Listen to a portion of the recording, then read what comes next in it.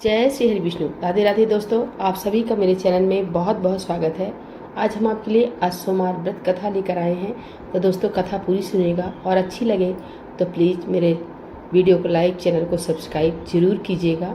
सोमवार का दिन भगवान शिव को समर्पित है, इसलिए इस दिन भगवान शिव की पूजा और व्रत करने का महत्व है।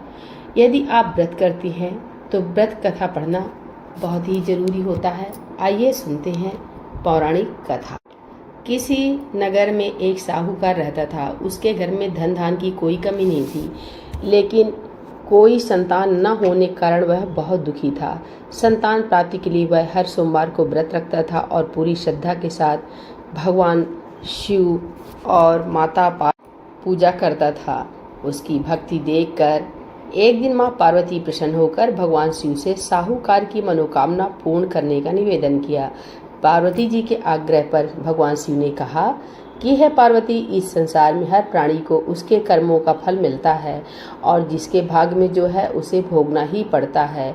लेकिन पार्वती जी ने साहूकार की भक्ति देखकर उसकी मनोकामना पूर्ण करने की इच्छा व्यक्त की। माता पार्वती के आग्रह पर शिव जी ने साहूकार को पुत्र प्राप्ति का वरदान दे दिया, लेकिन शिव जी ने बताया कि वह बालक केवल 12 वर्ष तक ही जीवित रहेगा। माता पार्वती और भगवान शिव की बातचीत को वह साहूकार भी सुन रहा था, इसलिए उसे ना तो इस बात की खुशी हुई और ना ही दुख। वह पहले की भांति शिव जी की पूजा करता रहा। कुछ समय के बाद साहूकार की पत्नी ने एक पुत्र को जन्म दिया। जब वह बालक 11 वर्ष का हुआ तो उसे काशी जी पढ़ने के लिए भेज दिया गया। साहूकार ने पुत्र के मामा को बुलाकर उसे बहुत सारा धन देते हुए कहा कि तुम इस बालक को काशी विद्या प्राप्ति के लिए ले जाओ। तुम लोग रास्ते में यज्ञ कराते जाना और ब्राह्मणों को भोजन दक्षिणा देते हुए जाना। दोनों मामा भांजे इसी तरह यज्ञ कराते और ब्राह्मणों को दान दक्षिणा देते काशी नगरी निकल पड़े। इस दौरान रात में एक नगर पड़ा जहां नगर के राजा की कन्या का विवाह था, लेकिन जिस राजकुमार से उसका विवाह होने वाला था वह एक आंख से काना था। राजकुमार के पिता ने अपने पुत्र के काना होने की बात को छुपाने के लिए सोचा, क्यों न इस साहूकार के पुत्र को दूल्हा बनाकर राजकुमारी से विवाह करा दूं। विवाह के बाद इसको धन देकर विदा कर दूंगा और राजकुमारी को अपने नगर ले जाऊंगा। लड़के को दूल्हे के वस्त्र पहनाकर राजकुमारी से विवाह करा दिया गया। साहूकार का पुत्र ईमानदार था, उसे इस बात नहीं अच्छी लगी, इसलिए उसने अवसर पाकर राजकुमारी के दुपट्टे पर लिखा कि तुम्हारा विवाह मेरे साथ हुआ है, लेकिन जिस राजकुमार के संग तुम्हें भेजा जाएगा वह एक आंख से काना है। मैं तो काशी जी पढ़ने जा रहा हूँ। जब राजकुमारी ने चुन्नी पर लिखी बातें पढ़ी तो उसने अपने माता पिता को सारी बात बताई। राजा ने अपनी पुत्री को विदा नहीं किया। फिर बारात वापस चली गई। दूसरी ओर साहूकार का लड़का और उसका मामा काशी पहुंचे। वहां उन्होंने जाकर यज्ञ किया। जिस दिन लड़का 12 साल का हुआ उस दिन भी यज्ञ का आयोजन था। लड़के के मामा ने अपने मामा से कहा कि मेरी तबीयत कुछ ठीक नहीं है। मामा ने लड़के से कहा कि तुम अंदर जाकर आराम कर लो।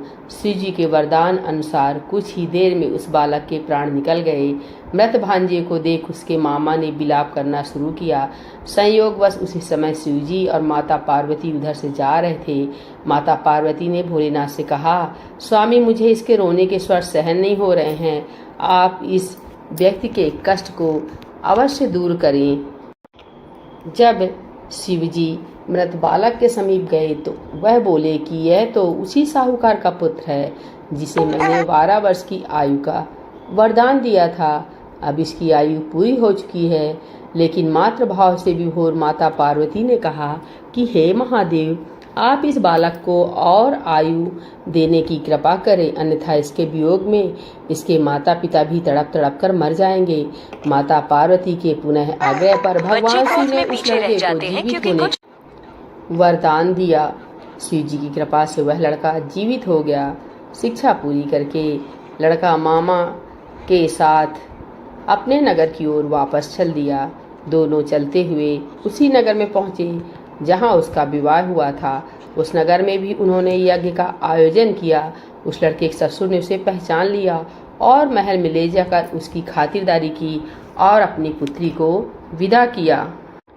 इधर साहूकार और उसकी पत्नी भूखे प्यासे रहकर बेटे की प्रतीक्षा कर रहे थे। उन्होंने प्रण कर रखा था कि यदि उन्हें अपने बेटे की मृत्यु का समाचार मिला तो वह भी प्राण त्याग देंगे, परंतु अपने बेटे के जीवित होने का समाचार पाकर वह बहुत प्रसन्न हुए। उसी रात भगवान शिव ने साहूकार के स्वप्न में आकर कहा, हे श्रेष्ठी, मैंने तेरे सोमवार के व्रत करने और व्रत कथा सुनने से प्रसन्न होकर तेरे पुत्र को लंबी आयु प्रदान की है। इसी प्रकार जो कोई सोमवार व्रत करता है या कथा सुनता है और पढ़ता है, उसके सभी दुख दूर होते हैं और सभी मनोकामनाएं पूर्ण होती हैं। बोलो भोलेनाथ भगवान की जय, माता गौरी की जय। हर हर महादेव।